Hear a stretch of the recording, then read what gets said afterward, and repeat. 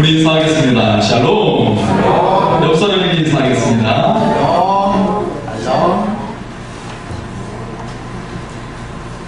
예, 요즘 젊은이들은 자소서를 잘 써야 된다고 하죠. 자기소개서를 줄임말입니다.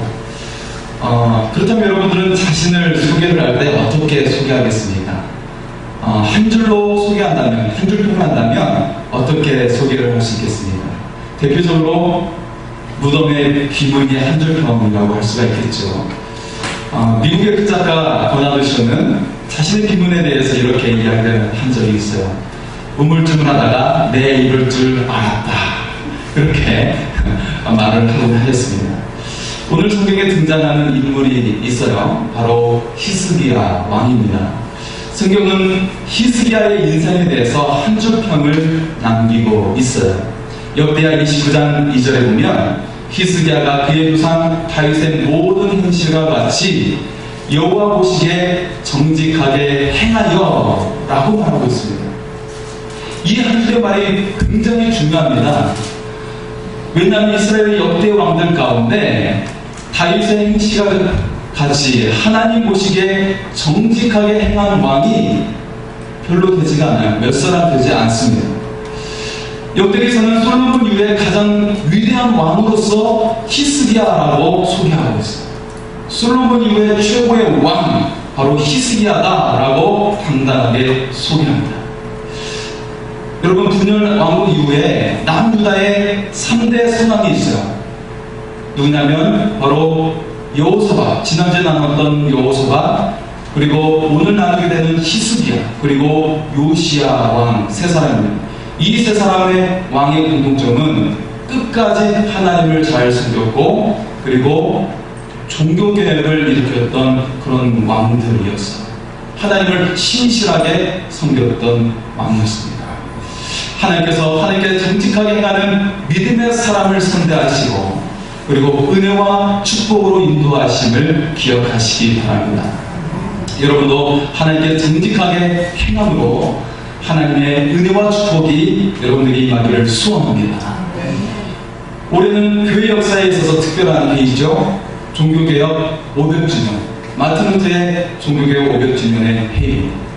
성경에서 모든 것이 회복되고 축복이 임하는 해를 희년이라고 하는데 50년마다 있게 돼요. 그렇기 때문에 종교개혁 500주년도 마찬가지로 교회 역사와 영적인 면에서 특별하고 축복된 해가 될 줄 믿습니다.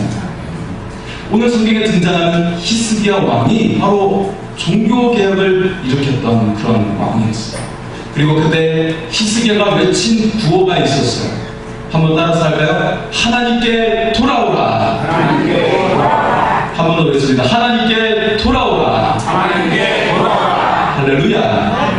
예, 하나님께 돌아가는 성도에게 주의 은혜가 충만하게 임할 줄 믿습니다. 우리의 삶과 우리의 신앙에 하나님께 돌아가는 결단이 있기를 소원합니다. 히스기야는 자신의 통치하는 온 유대 땅을 향해서 하나님께 돌아오라 그렇게 외치면서 종교 개혁을 단행한 것입니다. 그런데 그때 히스기야 왕의 나이가 몇 살이었을까요? 25살이었어요. 25살. 그리고 그가 29년간 통치를 하게 되는데요. 그가 병을 얻고 나서 생명이 연장될 때가 15년의 기간이기 때문에 병을 얻었을 때의 나이는 39살이었어요. 39살 때 그가 죽음의 그런 질병 가운데 놓이게 되어서 사형 선고를 받게 돼서 굉장히 고통 가운데 하나님께 부르짖어 기도했던 그런 때가 바로 39살의 때였습니다. 자, 히스기야가 왕이 오를 때는 25살이었어요. 굉장히 젊은 청년의 나이였습니다. 그런데 그가 이 젊은 나이에 종교개혁을 일으킬 수 있었던 그 이유가, 원인이 어디에 있었을까 생각해 볼 수가 있습니다. 하지만 그의 아버지는 아하스는 굉장히 악한 왕이었어요. 아하스 왕은 하나님을 섬기는 것을 다 철폐하고 우상을 섬겼던 악한 왕이었습니다. 이처럼 히스기야가 젊은 나이에 왕이 되어서 종교개혁을 일으키고 하나님을 신실하게 섬길 수 있었던 비결이 어디에 있었을까? 그것은 역대기야 29장 1절에 나와 있는 그의 어머니와 외조부를 통해서 알 수가 있습니다. 그의 어머니 이름은 아비아요, 스가랴의 딸이더라. 어머니의 아비아 이름의 뜻은 여호와는 나의 아버지시다라는 뜻이에요. 그리고 그의 외조부 스가랴는 이사야 8장 2절에 나와 있는 진실된 종이라고 소개되어져 있는 그 사람입니다. 이런 외가의 신앙적인 영향과 함께 당시에 활동하고 있었던 이사야 선지자의 영향을 받으면서 히스기야는 하나님 앞에서 정직했고 종교개혁을 일으킬 수가 있었던 것이죠. 히스기야는 이미 어렸을 때 신앙 인격이 형성되어 있었다는 것입니다. 그리고 이런 히스기야를 통해서 하나님께서는 그 백성을 구원해내셨어요. 그리고 그의 나라를 회복하시고 놀라운 솔로몬의 영광을 회복하여 주셨다는 사실입니다. 히스기야의 두 가지 큰 업적을 우리는 기억합니다. 이 두 가지의 큰 업적을 통해서 히스기야는 그 나라를 다시 세울 수 있는 놀라운 역사를 이루어내었습니다. 히스기야의 두 가지 업적은 바로 양대 산맥이라고 부를 수 있는 성전 정화와 예배의 회복이었습니다. 히스기야의 첫 번째 업적이 바로 성전을 정화한 것입니다. 히스기야는 하나님께 돌아가라 라고 하면서 우상을 제거했어요. 그리고 성전을 정화했습니다. 히스기야는 말합니다. 우리가 하나님께 얼굴을 향하지 않고 얼굴을 돌림으로 이 나라가 이방 나라에게 짓밟히고 우리의 자녀와 아내들이 이방에 사로잡혀 가게 되었다는 것입니다. 얼마나 처참합니까? 이 모든 일이 성전에 관심을 갖지 않고 성전을 방치하고 후퇴되어 오히려 세상의 것들이 들어오게 됨으로 말미암아 패망을 향해 가게 되었다는 것입니다. 너희의 자녀와 아내를 빼앗기게 되었다는 것입니다. 여러분 어떻게 하겠습니까? 우리 인생의 진정한 축복이 어디에 있습니까? 우리가 정말 궁극적으로 추구하고 가장 우선시해야 되는 그 일이 무엇입니까? 바로 성전을 정화하고 회복하는 것인 줄 믿습니다. 우리 교회가 1999년도에 원성희 목사님 때 이 성전으로 이사를 왔습니다. 우리 지하성전에 우리가 거한 지 횟수로 19년이 되었어요. 그런 동안에 여러분의 가정에서도 많은 일들이 있었을 겁니다. 자녀들이 장성하고 결혼을 하기도 하고 또 집을 장만하기도 하고 그런 놀라운 하나님의 은혜와 축복이 임했을 거라고 믿습니다. 이 가운데 하나님께서 우리에게 영적인 새로운 도전을 주셨다고 믿습니다. 하나님께서 이 기회를 통해 새로운 일을 행하시도록 하시고 그리고 그의 조소를 허락해달라고 우리가 기도하고 있습니다. 주의 승리에 대해 열심을 내는 주의 백성들에게 하나님께서는 그의 생명을 보존하시고 그리고 그의 가족들의 삶을 보호해 주심을 믿습니다. 그리고 가장 크고 확실한 축복으로 인도하여 주실 줄 믿습니다. 당시 북이스라엘은 아수르에 의해서 패망하고 맙니다. 멸망을 당했어요. 남유다 역시 아수르의 위협에 놓여 있습니다. 그 당시에 가장 강력한 제국은 아수르였습니다. 전쟁과 죽음의 공포가 두려진 그런 상황 속이었습니다. 또한 영적인 위기로 사망의 그림자가 들어져 있는 상황이었습니다. 히스기야의 성전 정화 사건에 대해서 성경은 한마디로 이렇게 소개합니다.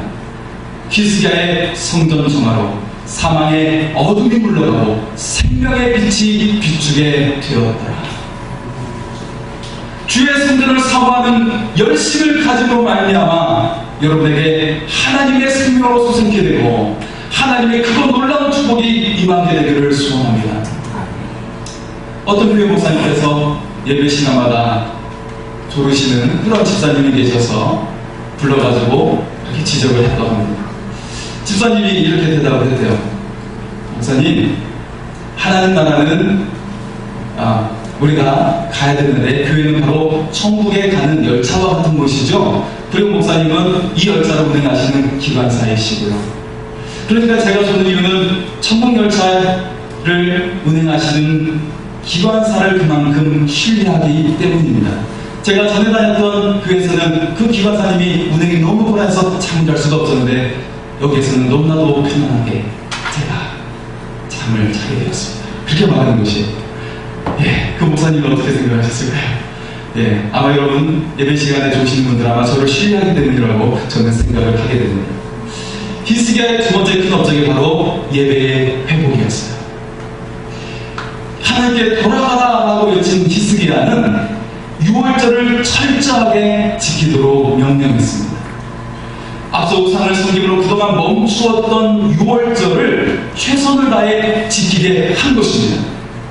그런데 히스기야 때는 분열왕국으로 처음으로 북이스라엘까지 전역을 돌면서 유월절을 지키라고 그렇게 다녔습니다. 이것이 가능한 이유가 무엇일까요? 이미 북이스라엘이 아수르에 의해서 멸망을 당하고 포로로 끌려간 사람들이 많았어요. 하지만 포로로 끌려가지 않고 남은 사람들이 있었기 때문에 그들을 향해서 유월절 예배에 동참할 것을 촉구한 것입니다. 5절 말씀을 보면 부엘세바에서 단까지라고 되어 있죠. 이건 지명의 이름입니다. 우리식으로 하면 할라에서 백두까지, 할라에서 백두까지, 그런 의미예요. 백두대간이라는 말과 같은 의미입니다. 곧 이스라엘은 남에서부터 북까지 모든 천역을 돌면서 유월절 예배에 동참할 것을 촉구했습니다. 그리고 이때 히스기야가 조금 높였던 외침이 있었어요. 그것은 바로 하나님께 돌아오라 라는 것이었습니다. 우리는 이 예배를 통해서 하나님께로 돌아가야 할 줄 믿습니다. 여기서 우리가 눈여겨보아야 할 것이 있습니다. 히스기야는 이 예배의 회복 가운데 그 가운데 과정을 밟아가고 있어요. 다음과 같은 과정을 밟고 있습니다. 첫째는 회개였어요. 예배를 드리면서 첫 번째는 회개하며 하나님께 나아가는 것이었습니다. 조상때로부터 우리가 지었던 죄를 용서해달라고 하는 것입니다. 우리가 하나님을 잘 섬기지 못해서 진노의 자녀가 되어서 우리의 형제와 자녀들이 잡히게 된 것을 회개했습니다. 다윗은 진정한 예배가 통회하는 마음이라고, 하나님께서는 통회하는 심정을 받아주신다는 것입니다. 우리는 예배를 통해 철저히 회개할 수 있기를 원합니다. 두 번째 단계는 말씀의 회복이었어요. 히스기야는 여호와의 율법에 힘쓰라고 명령합니다. 여러분, 말씀 자체에 능력이 있음을 믿습니다. 에베소서 6장에 그리스도인들이 원수 사탄부터 이길 수 있는 성령의 전신갑주를 취하라고 말씀하고 있어요. 이 가운데 여러 가지 것들이 열거되고 있는데 그 대부분의 것들은 다 방어용 무기들입니다. 하지만 유일하게 공격용 무기가 있어요. 그것은 바로 성령의 건, 곧 하나님의 말씀이라 라고 하고 있어요. 우리가 이길 수 있는 비결은 하나님의 말씀이 내 안에 거할 때 어떤 유혹에도 우리는 흔들리지 않는 하나님의 역사가, 은혜가 임할 줄 믿습니다. 히스기야는 말씀 자체를 강조하면서 또한 말씀의 근거에 예배를 드리고 절기를 지키라고 명령했습니다. 내 나름대로 생각과 방식이 아니라 하나님께서 주신 말씀에 근거해서 신앙을 지키고 삶을 살 것을 명령했습니다. 우리가 말씀을 지키는 것이 아니라 하나님의 말씀이 우리를 지키심을 기억하시기 바랍니다. 두 번째 단계는 정직한 예물이었습니다. 히스기야의 종교개혁의 중심에는 성전 정화와 예배의 회복과 더불어서 중요시한 것이 바로 정직한 예물이었습니다. 역대하 31장 5절과 6절의 말씀입니다. 왕의 명령이 내리자 곧 이스라엘 자손이 곡식과 포도주와 기름과 꿀과 밭의 모든 소산의 첫 열매들을 풍성히 드렸고 또 모든 것의 11조를 많이 가져왔으며 유다 여러 성읍에 사는 이스라엘과 유다 자손들도 소와 양의 11조를 가져왔고 또 그들의 하나님 여호와께 구별하여 드릴 성물의 11조를 가져왔으며 그것을 쌓아 여러 더미를 이루었는데 이 기간이 7개월 기간 동안 계속되었어요. 놀라운 하나님을 향한 그런 예배와 그리고 헌신이었습니다. 예수님께서는 물질이 있는 것에 마음이 있다고 하였어요. 사람이 마음이 더 사랑하는 사람에게 가고 가족에게 향한다는 것을 모두 잘 알고 있죠. 마찬가지로 하나님께서 우리가 하나님을 향해 더 마음을 가게 된다면 물질이 함께 간다라고 성경은 말합니다. 미국의 큰 풍을 일으켰던 무디 목사님께서는 지갑의 회개가 함께 있어야 한다라고 말씀을 하면서 육의 큰 부흥의 물결을 이루었습니다. 예수님께서는 과거에 두렸던 오늘날 따지면 한 1,000원 정도의 그런 아주 작은 돈이지만 이 과거에 두렸던 돈을 크게 보셨어요. 왜냐하면 그녀에게는 그것이 전부였던 것입니다. 즉 마음으로 드리는 가장 값진 물질이었던 것이죠. 주님은 마음을 다해 드리는 과거의 그 헌신을 크게 보셨습니다. 그리고 칭찬하셨습니다.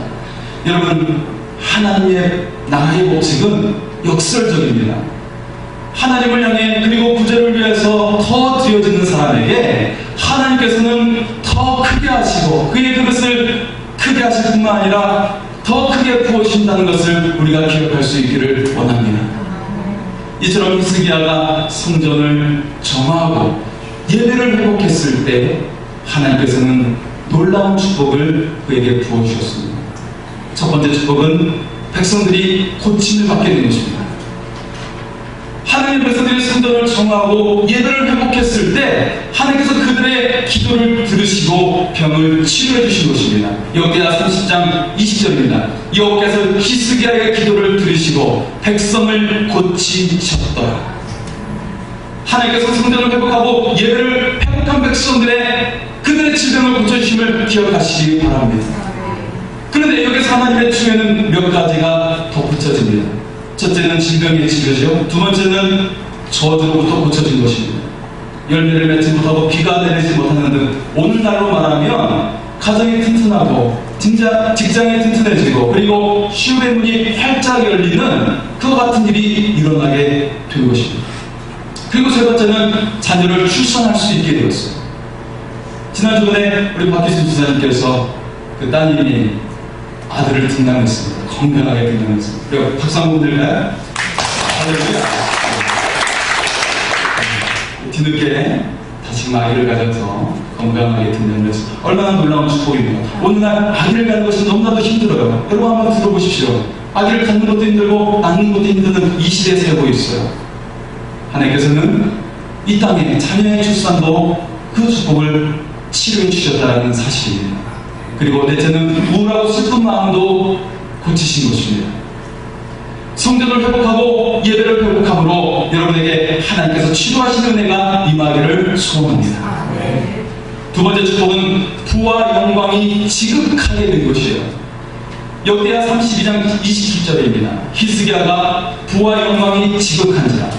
그리고 29절입니다. 이는 하나님이 그에게 재산을 심히 많이 주셨더라. 역대 기자는 히스기야의 부와 영광을 솔로몬과 비할 정도라고 그렇게 표현을 하고 있습니다.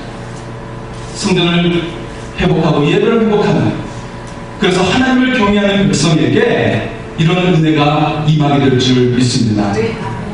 세 번째 축복은 전쟁에서 승리를 얻고 명성과 존귀를 얻게 된 것입니다. 히스기야가 종교개혁을 일으켰지만 계속 순탄한 것은 아니었어요. 당시 초강대국이었던 아수르의 공격이 오게 됩니다. 이 전쟁에서 하나님께서는 하나님을 경외하는 히스기야에게 초자연적인 역사를 일으켜서 승리를 거두게 하십니다. 하나님께서는 성전과 예배를 회복한 백성에게 승리를 주셨습니다. 여기서 끝나지 않습니다. 역대하 32장 22절과 23절입니다. 이와 같이 여호와께서 히스기야와 예루살렘 주민을 아수르 왕 사데립의 손과 모든 적군의 손에서 구원하여 내사 사면으로 보호하시니 여러 사람이 예물을 가지고 예루살렘에 와서 여호와께 드리고 또 보물을 유다 왕 히스기야에게 드린지라. 이후부터 히스기야가 모든 나라의 눈에 존귀하게 되었더라.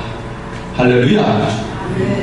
사랑하는 성도 여러분, 하나님을 경외하는 백성들에게 하나님께서는 대적들과 수많은 문제로부터 구원해 주십니다. 뿐만 아니라 명성과 존귀를 얻게 하여 주심을 기억하시기 바랍니다. 네 번째 축복은 모든 일에 형통하게 된 것입니다. 히스기야는 25살에 왕이 되어서 왕으로서 해야 할 일이 많았습니다. 그러나 히스기야는 모든 일에 하나님을 우선시했다는 것입니다. 히스기야가 하나님을 우선하며 성전을 회복하고 예배를 회복했을 때 하나님께서는 그의 통치를 형통하게 하셨어요. 그의 나라와 백성들을 형통하게 하셨습니다. 주변 것과 국제 상황에서도 형통하게 만들어 주셨어요. 그의 하는 모든 일을 형통하게 하셨습니다. 역대하 32장 30절입니다. 히스기야가 그의 모든 일에 형통하였더라. 애굽의 총리가 되었던 요셉은 형통의 사람이었어요. 그런데 마찬가지로 하나님께서는 역대 왕들 가운데 형통의 사람으로 히스기야라고 그렇게 말씀하고 있습니다. 사랑하는 성도 여러분, 하나님을 가장 사랑하고 우선하는 자에게 형통케 하시는 하나님의 은혜가 임하기를 소원합니다. 한 가족의 이야기입니다. 그 가정이 여행하고 오면서 그만 큰 사고를 당하게 되었어요. 그래서 그 사고로 다른 두 보조다리를 껴야만이 걸을 수가 있었고, 조금은 덜했지만 아빠도 보조다리 없이는 생활할 수 없게 되었습니다. 다른 사춘기를 보내며 죽고 싶을 정도로 열등감에 시작했어요. 딸이 밥도 먹지 않고 채상에 엎드려 울고 있을 때 위안이 되어준 사람은 아빠였어요. 아빠는 딸과 똑같은 아픔을 가지고 있었기 때문에 딸의 아픔을 낱낱이 알고 있었기 때문에 큰 위로가 되었던 것입니다. 아빠의 사랑으로 딸은 무사히 사춘기를 넘기고 대학에 입학하게 되었습니다. 대학 입학하신 아빠는 딸에게 자랑스럽다고 말하면서 눈물을 글썽였습니다. 그리고 입학식을 끝내고 나올 때였어요. 눈앞에 긴박한 상황이 벌어지고 있었습니다. 한 꼬마가 도로변으로 나오는데 차가 다니는 그런 상황이었어요. 그런데 딸의 눈앞에 믿을 수 없는 일이 일어나고 있었어요. 그것은 아빠가 보조다리도 없이 아이를 향해 전력해서 달려가고 있었던 것이죠. 딸은 두 눈을 의심하면서 아빠가 그 아이를 무사히 안고 나오는 것을 보게 되었어요. 그때 옆에 있는 엄마가 딸에게 말합니다. 놀라지 말고 엄마의 말을 잘 들으려. 언젠가는 너도 알게 되리라 생각합니다. 아빠는 사실 보조다리가 필요 없는 정상인이랍니다. 그때 사고로 팔만 다쳤을 뿐이었지. 그런데 4년 동안 보조다리를 짚고 다니십니다. 같은 아픔을 가져야만 아픈 너를 위로할 수 있다고 말해요. 딸은 자신도 모르게 울음이 터져 나왔습니다. 엄마가 이거 말합니다. 울지 말고요. 아빠가 너를 위로할 수 있는 자신의 모습을 자랑스럽게 여기셨다. 딸은 마음이 아픈 날이면 아빠의 품에 안겨서 울었습니다. 하나님의 사랑이 이와 같습니다. 하나님께서는 자녀들의 탄식 소리를 들으시고 그 아픔을 함께 하십니다. 그래서 우리의 죄로 인한 죽음 가운데 우리가 처해 있을 때 우리를 대신하여 십자가의 죽음으로 우리를 구원해 내셨습니다. 우리의 한 번뿐인 인생을 어디에 소망을 두겠습니까? 우리 인생을 어디에 우선을 두며 살겠습니까? 하나님께서는 하나님의 자녀를 축복하십니다. 하나님의 자녀들이 잘 되기를 원하십니다. 그리고 그 비결이 바로 하나님께로 돌아가는 그곳에 있다고 말씀하십니다. 사랑하는 성도 여러분, 오늘 히스기야가 부르짖고 있는 것처럼 하나님께 돌아갈 수 있기를 바랍니다. 하나님께 힘써 돌아갈 수 있기를 원합니다.